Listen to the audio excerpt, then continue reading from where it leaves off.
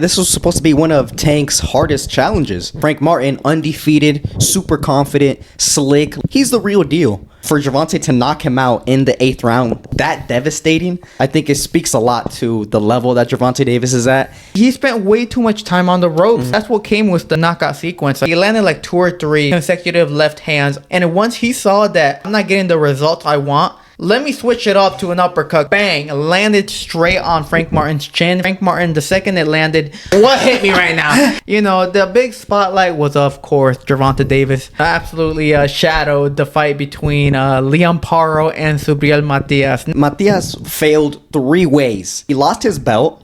He lost in his hometown, his home country, and he also lost his debut on Matchroom Boxing. Welcome back to another episode of the Last Round Podcast, where we cover everything from traditional boxing to influencer boxing and everything in between. In today's episode, we'll be going over Gervonta Davis's 8th round KO over Frank Martin, as well as Puerto Rico's slugfest between Paro and Subriel Matias. But before we dive into the episode, don't forget to like and subscribe, as well as following us on all forms of social media. We are on X, TikTok, and Instagram. Lastly, don't forget to join the Discord. Everything is in the link down in the description below. Now, diving into the episode. This past weekend, one of the faces of boxing, Gervonta Davis, returned back to the ring after 14 months of hiatus since his win over Ryan Garcia last year. And Gervonta Davis had a lot to prove, in my opinion. A lot of people were expecting a big statement from him, you know, since being out of the ring for such a long time and being what many people consider to be one of boxing's best. And the statement was made. And the statement was made this past weekend. Gervonta Davis returned against Frank Martin, an undefeated American slick boxer. And he showed why he is one of boxing's most clinical fighters. What are your thoughts about this weekend, about Gervonta Davis and his performance? Yeah, this was supposed to be one of Tank's hardest challenges. I mean, Frank Martin, undefeated, super confident, slick, like you said. He's the real deal. And for Gervonta to knock him out in the 8th round, that devastating, I think it speaks a lot to the level that Gervonta Davis is at. And I, for one, am excited to see what he does next. Yeah, congrats to Gervonta Davis.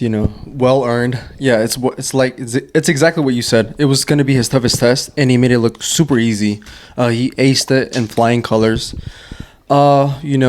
There is some critique to say, but I guess for the most part, this opens an opportunity of this opens a door of so many opportunities and stuff like that. He can now unify, or he can now go and defend his belt and continue choosing the opponents he wants to continue doing. He wants to continue to if he wants to continue to choose whatever opponents he wants, he can. My bad. Uh-huh. So I guess, for the most part, I think what I really want to say is that I'm just mad, because I got my prediction. Your prediction wrong. Incorrect. Yeah. Yes. You predicted Frank Martin to win, and but one thing about the fight though, Frank Martin was looking really good in the early part of the fight. I think the first 2 rounds, clearly Frank Martin won them, and he started the fight off really well. He looked really sharp in there. He looked ready, and I was honestly surprised. But once Gervonta Davis got his engine running, and once he got into the fight, there was nothing Frank Martin could do. I mean, Gervonta Davis got into his flow state, and it was complete domination. He just had Frank Martin on the reactionary side. He had him on the ropes for since the 6th round, I think. He just was completely dominating, man. It was crazy to see Gervonta just look so dominant from the 6th round. Yeah, Gervonta was very sharp last night, but like you said earlier, Frank Martin, early in the round, I mean, we called it also, and I think a lot of people expected it to be pretty competitive early in the fight. I mean, as it was, Frank Martin, according to the 3 judges that scored the fight, had Frank Martin up 3 rounds to 0, in the opening fight, or in the opening half of the fight. So we all saw that it was going to be competitive, if not favoring more towards Frank Martin, as Gervonta Davis takes some time to get his engine started. But like you said right now, yeah, Gervonta Davis, the second his engine warmed up, I mean, he was on Frank Martin. And yeah, from the 6th we called it because we had the live stream going on. We were watching it live for the people, and I mean, we called it. We're like, oh, this is the beginning of the end, and it surely was, because in the 8th round, that's when Gervonta Davis put the nail in the coffin and absolutely slept Frank Martin with a devastating uppercut, followed up by a flush left hand that left Frank Martin dead on the canvas, KO. Yeah, and this is one thing about Tank. I mean, that's expected, man. Like, sometimes he takes the first couple rounds, and he could even take the first half of the fight off and just download data, see how his opponent moves, see how his opponent reacts, and then come up with a game plan. I mean, we saw this against Rolly when Gervonta fought Rolly. I mean, the first, 6 rounds, yes, Gervonta really wasn't doing anything. He was on the back foot. He was just reading Rolly Romero, seeing what he does, and then he just got that picture-perfect knockout, countered him, and then sent him to the canvas. Over. So, I think those first 3 rounds, there were really nothing. It was just Gervonta Davis getting warmed up. That's all it was. And it could have also been some ring rust. 14 months out of the ring. It's a long time. Mm-hmm. Yeah, I think that's what it was too. I did say earlier that there was some critique to say, and I think that's what it was. He did sustain a little mark on his right cheek, but I think that's his game plan. 14 months off is a long time, so that makes sense. He was caught early on because it does take him a while to get the engines running. I mean, I compare him to a little bit to Julio Cesar Chavez. He takes. When he would fight, he takes the first round right off the bat. Like, he just loses it right off the bat. But he's downloading data. Another one, Mayweather. He loses I wouldn't say loses, but he definitely takes his time, and just to kind of see, test the waters, just to see how his opponent is, and then he kind of goes from there. He formulates a game plan in the exact moment, right then and there in the ring. So. Yeah, a lot of great fighters have done that in the past. It's and I think what I will say right now, that speaks to how great Gervonta Davis is. Right now, he is top 10 pound for pound fighter in the world. I think he is the best fighter at 135, and if he really wants to, he can go undisputed. Yeah, the other champions, who are they? There we have Shakur, Loma, Lomachenko, Gervonta. And the guy. Oh, Bernschenk. Yeah, the guy that beat out at the. So well, before we even dive into the champions and possible fights, you mentioned right now Gervonta left the fight with a bruise on his was it right eye, and the thing is, Frank Martin did a fantastic job in countering Gervonta Davis. He early in the fight, he had Gervonta Davis, not hesitant, but he would make him pay for missing, and that's what Frank Martin did very well early in the fight. His footwork was looking great. He was looking really sharp in there, but I feel that it was a little different watching Gervonta Davis put so much pressure early in the fight, because usually he's on the back foot. I mean, the prime example we have is Rolly, or even Ryan Garcia, his last fight. Garcia had him, on the back rope, and same with Rolly. So seeing Gervonta Davis push the pace, try to pressure Frank Martin, and having Frank Martin on the ropes was a bit different than what we've been accustomed to. But regardless, Frank Martin was doing a great job fighting on the back foot, countering Gervonta Davis every time he'd swing and miss. But Frank Martin, it was a combination of, one, yes, Gervonta was warming up, and two, I feel Frank Martin was feeling the maybe the pressure of, not only the pressure that Gervonta Davis was putting on him, but the pressure of the whole entire fight. And I mean, the 6 rounds after the first half of the fight, and then the second half was about to begin. He spent way too much time on the ropes. Mm-hmm. He would let him pick apart way too much, and that's what came with the knockout sequence. I mean, Gervonta Davis had him on the corner, literally on the corner, and with just a bunch of barrages of left hands, like 2 or 3 consecutive left hands, and then he switched it up to the uppercut, which absolutely knocked him out on his foot, and then he laid the killer blow with that straight flush left hand. So Frank Martin, if anything, Derrick James was telling him in his corner, like, stay off the ropes because you don't like that's where Gervonta's having his success. You on the ropes and being stationary, and Frank Martin didn't listen and he paid the price. Yeah, this is one thing. He kept on going on the ropes, and he started being like a reactionary type of fighter where he literally would just wait to see what Tank would do. Tank was dictating the fight after the 6th round. He started, doing whatever he wanted in that ring. He was the one in control.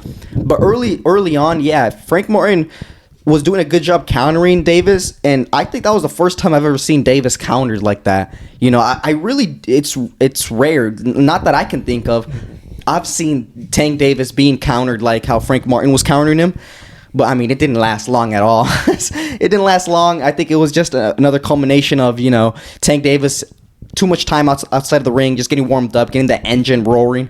But that finishing sequence was devastating. It was devastating. Uppercut that completely rocked Frank Martin to his core, and then he nailed him with that left hand. Oh my gosh, it was so beautiful. Yeah, I was laughing earlier because I remember in that moment, in between the rounds, I can't remember which rounds they were, but Derrick James just kind of goes in between the ropes and he just asks his fighter, "How you feeling?" Man, it's about to end. It's about to end. The end is very near. The end is very near. So yeah, I mean, Derrick James, he was telling him, I mean, the right thing, stay off the ropes. But Frank Martin, I don't know, man. He was not comfortable, but he was he didn't try to not stay off those ropes. He was like willingly going to the ropes himself. I don't know if it was willingly, but I mean, Gervonta Davis, I would say just based on my scorecards, like the first 3 rounds, he lost them, but he was so aggressive that it paid off in the end. Like towards the end, like Frank Martin didn't have an answer towards his aggression. He was just letting him go because it was either that him staying in the front, like in the center of the ring, first 30 seconds just throwing, and then getting tired, and then him knowing that Tank was going to be super aggressive throughout the whole 3 minutes of the round. Well, he was like, might as well just kind of like box, see if I can get him on the counters, and that's what he was doing. He was doing a pretty good job countering him. But towards the end, once your coach goes underneath the ropes and tells you, "Hey, are you good, man? Are you good?" The end is near. Yeah.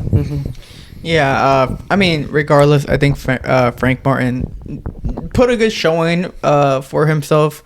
I mean, before the fight, he was among, the casual viewer, relatively unknown as a fighter. I mean, if you were a casual or a first-time boxing watcher looking at your first boxing fight and you looked at this fight this past weekend and saw Frank Martin, the first impression would be, oh, he's undefeated. So I mean, and then you saw what he did in the first opening half of the fight, so you could tell like maybe he does bring something to the table. Of course, there's levels to the game, and Gervonta Davis showed that he's levels above Frank Martin, and I mean he proved in the ring. And I called it too. I mean, I said 6th, 7th, or 8th round, Gervonta Davis was gonna knock him on. No, I got it right. Yeah. Anyways, regardless, Frank Martin did put a good showing for himself. He himself said that he got caught with a punch he didn't see.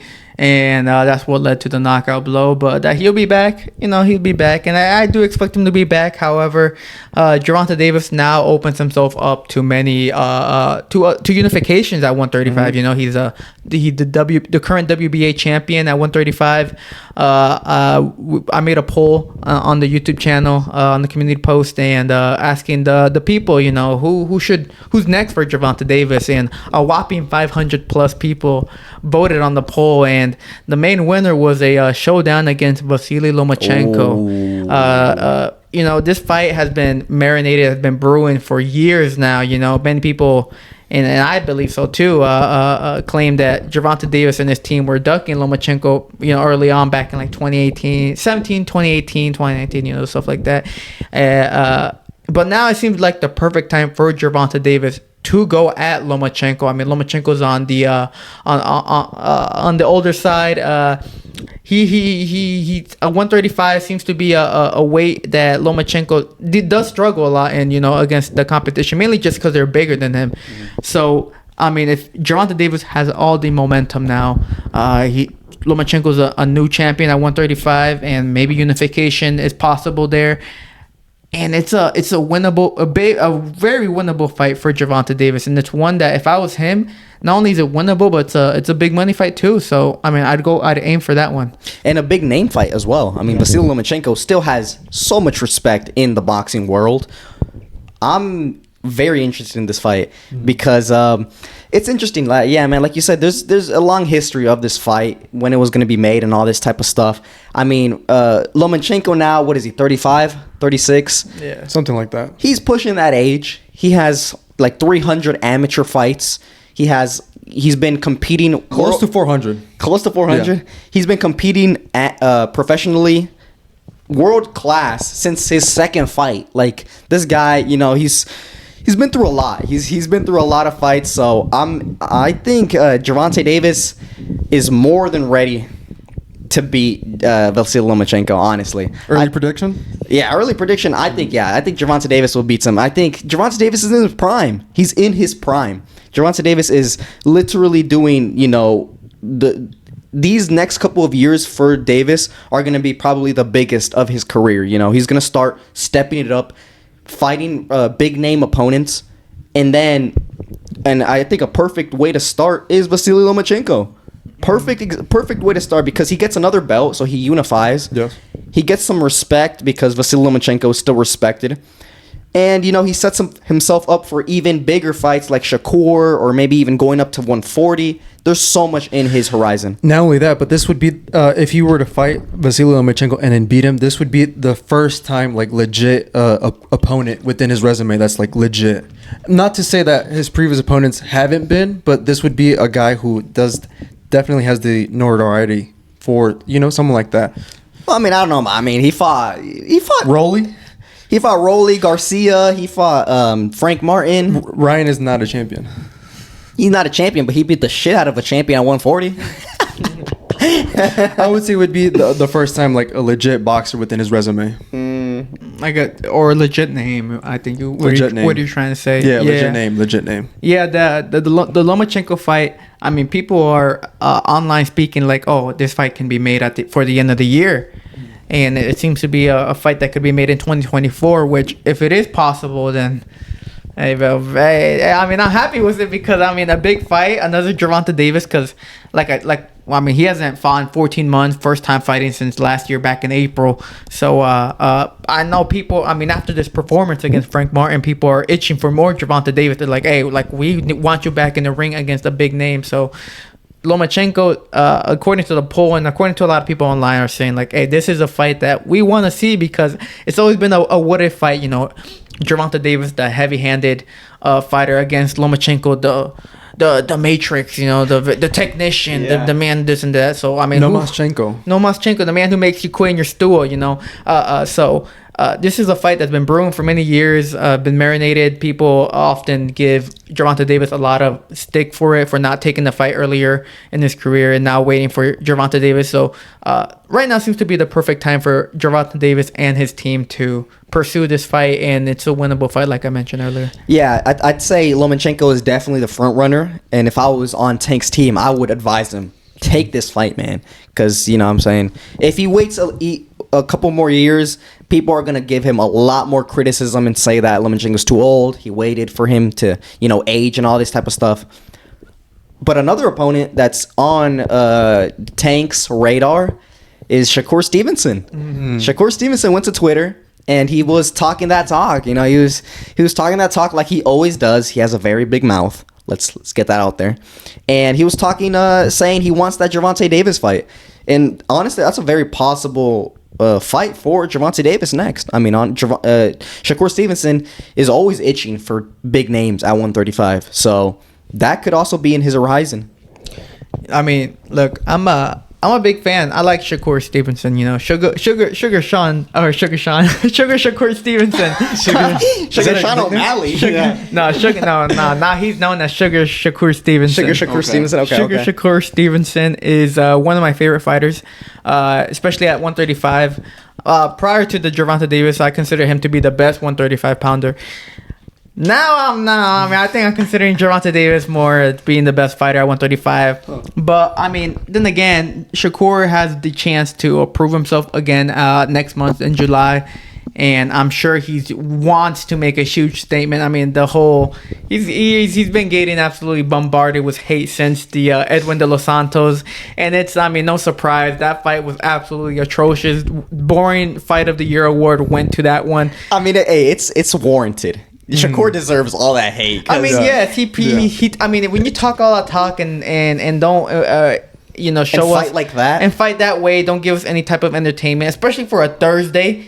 People are gonna hate you because they're like, "Hey, we need to wake up in the morning and we're here watching you, and you gave us this absolute bore class. Come on, like, we're gonna give you hate." So that's exactly what happened. Of course, Shakur right now is trying to gain his reputation back because, yes, even though he is a very talented fighter, his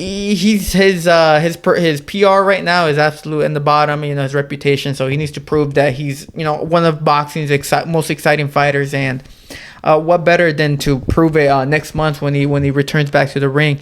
But Shakur. I mean, based on what I saw right now, Shakur Stevenson gets knocked out by Gervonta Davis. I think Gervonta Davis is the best fighter at 135.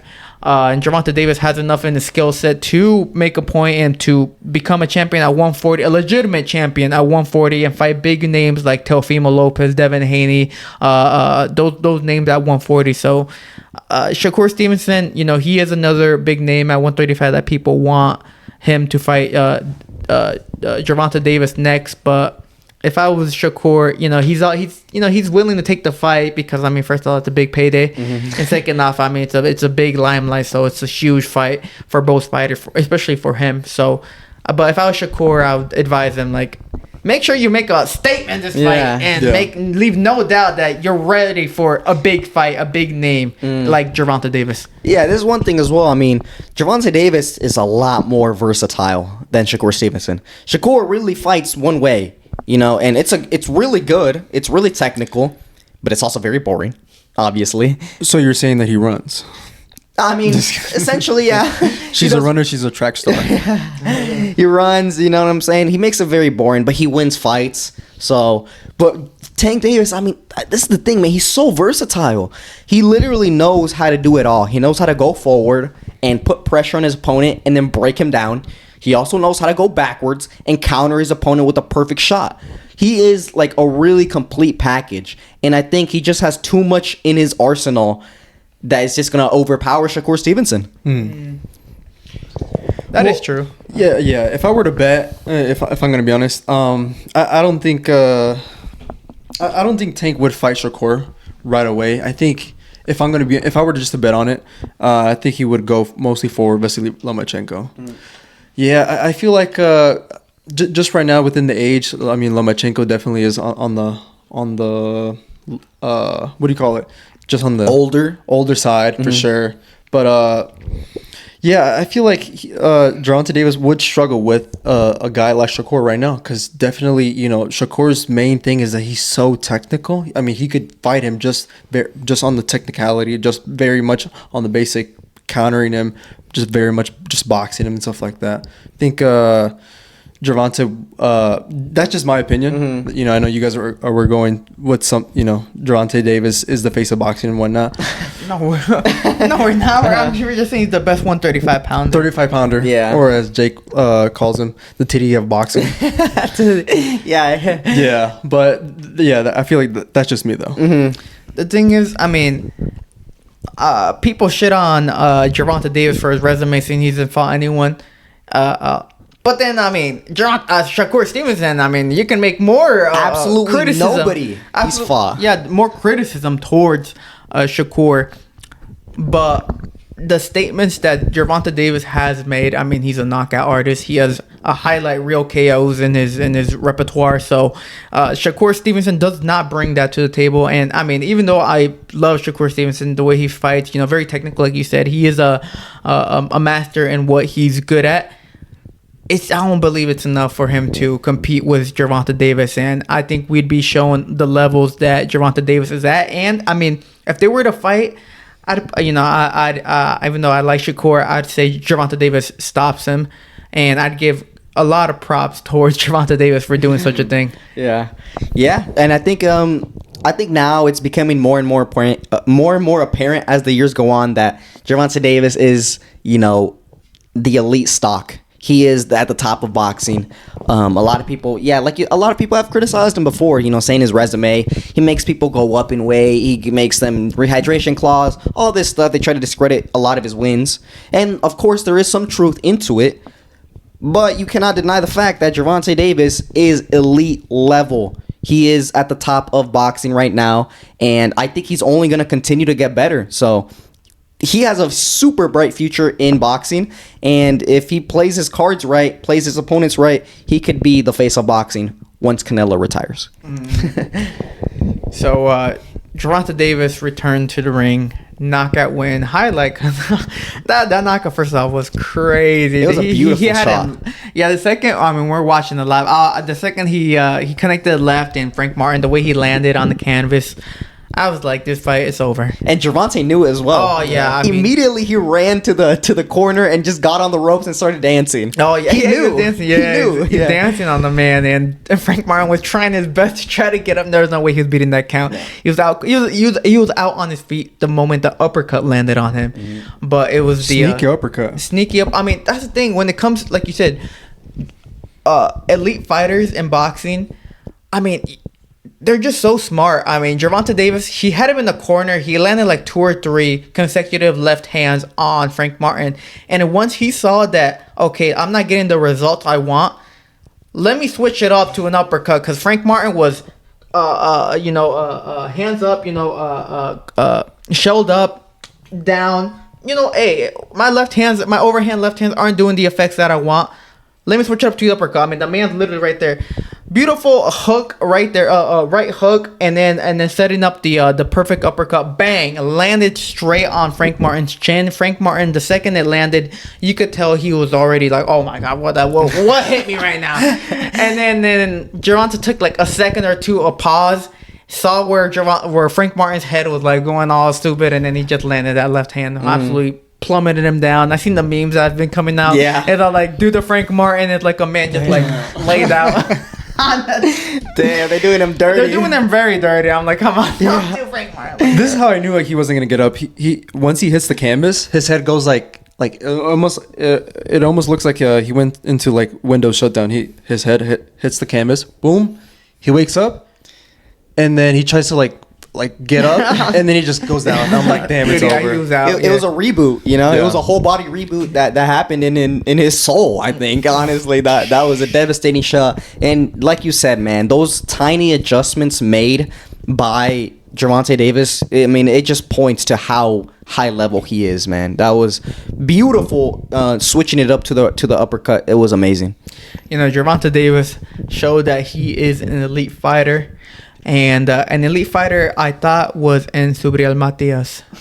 Switching over 140, we had, the big spotlight was, of course, Gervonta Davis, the return of one of the faces of boxing, which, absolutely shadowed the fight between Paro and Subriel Matias. Now, let's switch over to that. Yeah, this is one thing, though. This is one thing I hate about being a boxing fan. These organizations, they love putting this an event competing with like 2 other events. We had Subriel Matias. Why would Eddie Hearn put Subriel Matias as his debut on the same night that Gervonta Davis is fighting? No idea. They're not going to tune in to Subriel Matias, man. Come on. So it was completely overshadowed.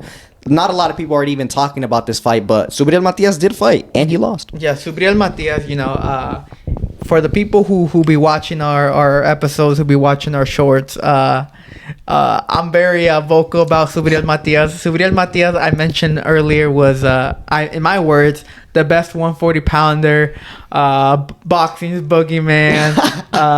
And if you didn't get from those 2 things, I'm a very big fan of Subriel Matias. I really resonate with his style. I think that's what a lot of fans or people who watch boxing become fans of fighters because of their style. And I enjoy Subriel Matias' style, and I saw what he brings to the table, and he brings destruction and pressure and heavy hands, and it breaks down everyone.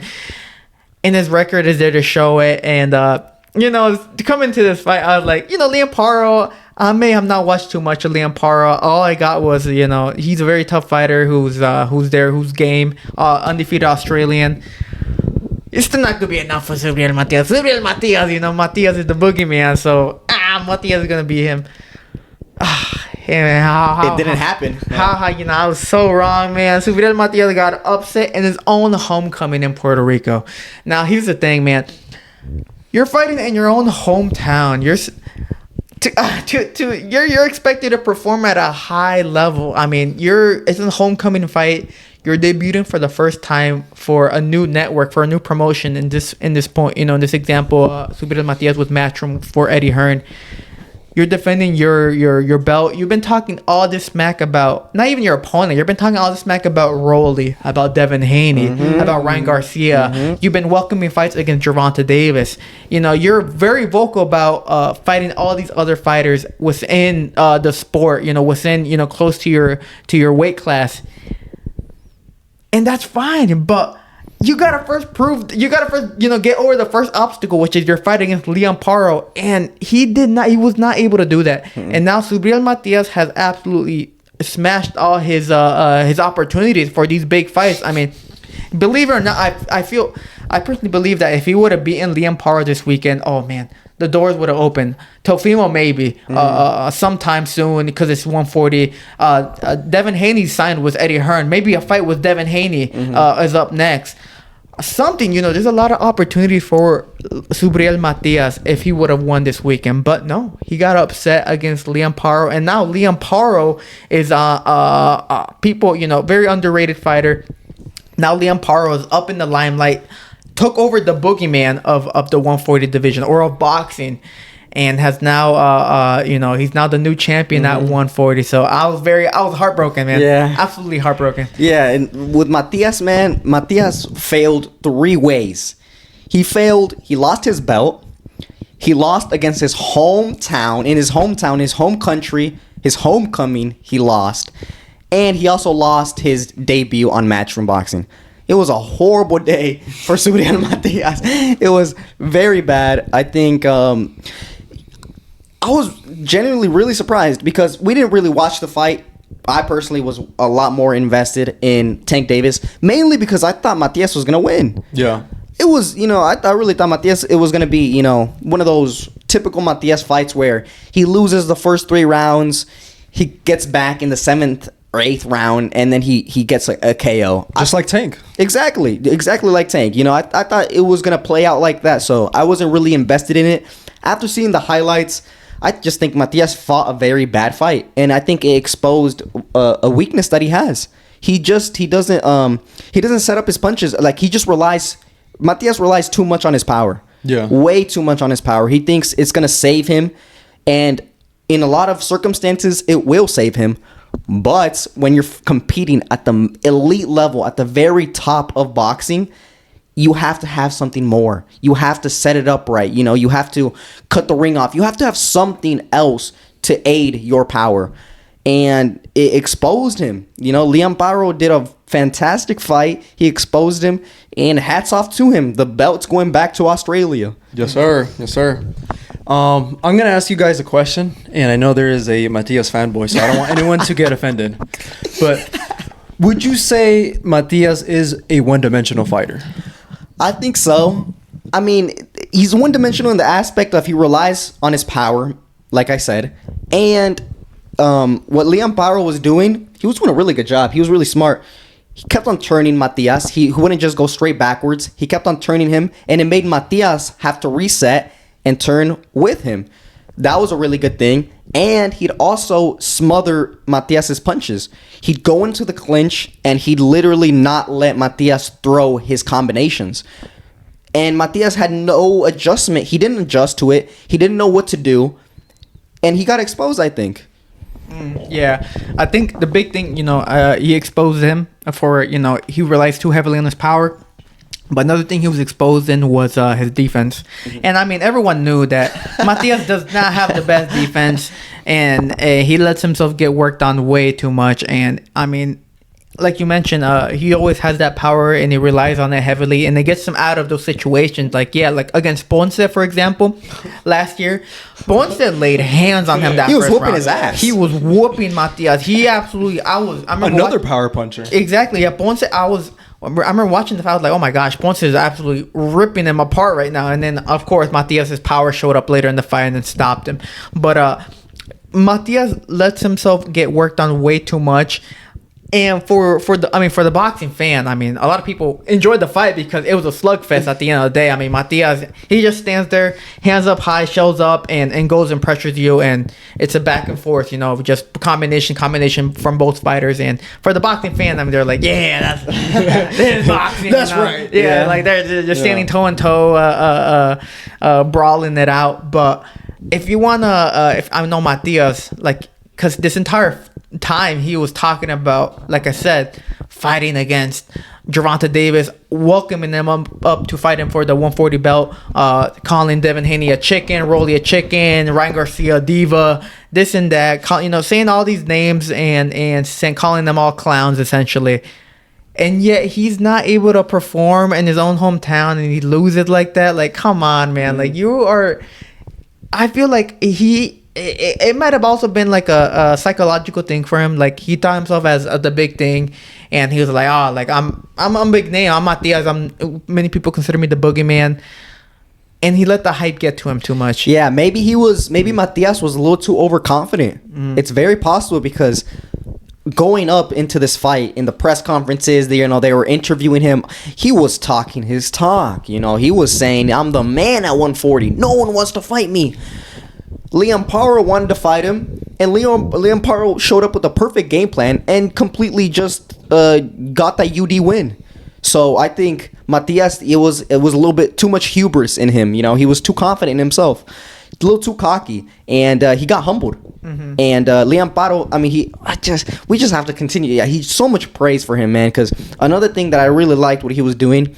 He wouldn't put that much power in his punches. At all. It was just volume because he understood that Matias lets you work on him. So Matias, high guard, lets you work on him.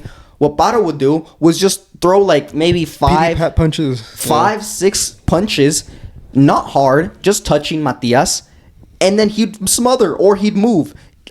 A beautiful game plan against Matias because Matias would just allow that and then he'd move. Oh, I got to chase him again. Like, it was just beautiful by what Paro did. He understood what needed to be done to beat Matias. He understood his weakness, and he executed it brilliantly. I mean, could you say, would you cut some slack towards Matias? Because, I mean, he's fought in Puerto Rico, but on the lower cards, from the bottom of the bottom, This is his first time fighting in Puerto Rico as a champion. Do you think the limelight got too bright for him?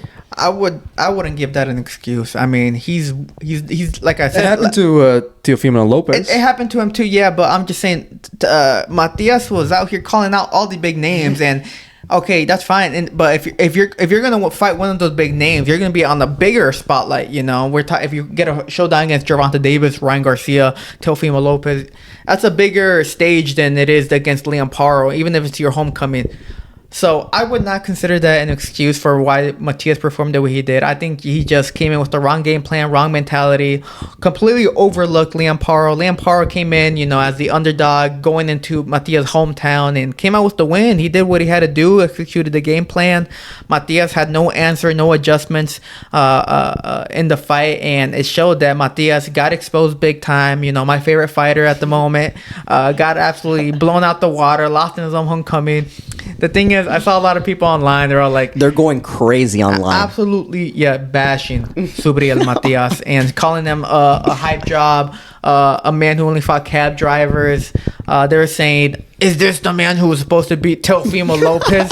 That's my favorite one. That's a funny one because, I mean, out of all the people that Subriel Matias has been, calling for, the big one has been Teofimo Lopez.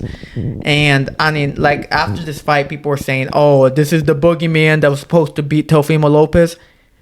And I'll still choose Matias to beat Teofimo Lopez. I don't give a fuck. I don't care. I do not care. The thing is, we got a delusional fight over here. I'll be delusional. Screw it, bro. But the thing is, Teofimo Teofimo Lopez, he lost against Cambozos. And people could say, "Oh, it's because Teofimo Lopez wasn't at 100%. He had an off night. He had an off night one, and also he wasn't medically cleared, to be competing at that level too, which may have played a factor. Okay, whatever. I'll give you that one. But then let's look at Sander Martin. Sander Martin beat Teofimo Lopez. I believe he dropped them unofficially. He dropped him. He did Officially, drop. yeah. Officially, he did drop him. Yes, but then there was another knockdown Yes. that wasn't counted. So that was an unofficial knockdown, but it was a clean knockdown. He essentially dropped them 2 times. One of them was official, one of them wasn't. And he won that fight, but they gave it to Teofimo Lopez. Jermaine Ortiz also. Controversially, you could also give it to Jermaine Ortiz to winning that fight.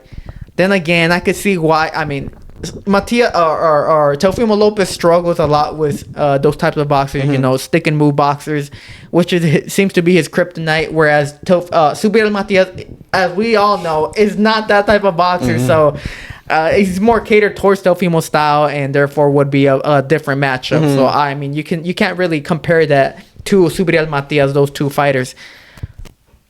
But I just don't think that Subriel Matias, or I don't think that Teofimo Lopez would be able to handle a super pressure fighter like Subriel Matias. Yeah, and this is one thing, man, because honestly, a lot of people were talking shit on Teofimo Lopez when he lost against Cambosis, and when he had the performance against Sander Martin. I mean, he even said it himself in the post-fight interview. He was like, man, do I still got it? Yeah. Maybe the haters are right. Maybe I'm not like that. Maybe I'm not the top of the boxing anymore. I'm not the top.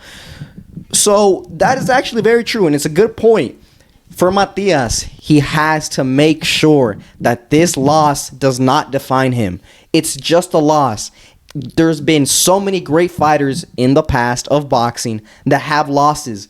He has to make sure, a true champion makes sure that it doesn't define him. So he has to go back to the drawing board, see where he messed up. His weakness was displayed for thousands of people to see in Puerto Rico. So he has to be professional and say, okay, I have to change a couple of things. I got to tailor my game plan. I got to change my style up a little bit so I can actually get these performances.